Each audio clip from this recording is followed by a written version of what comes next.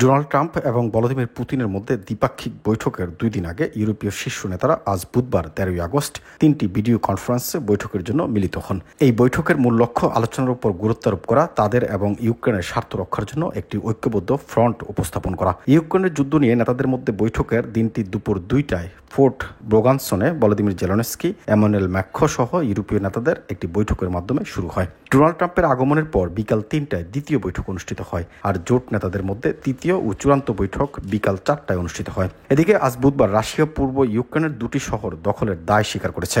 কৌশলগতভাবে গুরুত্বপূর্ণ এই অঞ্চলে সাম্প্রতিক দিনগুলোতে মস্কো দ্রুত অগ্রগতি অর্জন করেছে, যা সম্ভাব্য বড় সাফল্যের ইঙ্গিত দিচ্ছে। এক বিবৃতিতে রাশিয়ার প্রতিরক্ষা মন্ত্রণালয় জানিয়েছে যে তাদের ইউনিটগুলো ডোনেটস্ক অঞ্চলের গ্যারিসন শহরে, ডুব্রিপিলিয়ার দক্ষিণ পশ্চিম অবস্থিত নাইকানু, রিপকা এবং সুবোরভ শহরগুলো দখল করেছে।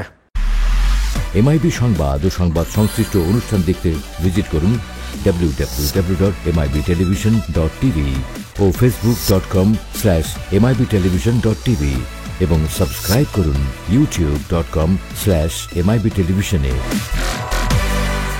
এমআইবি টেলিভিশন, সত্য খবর, সঠিক খবর।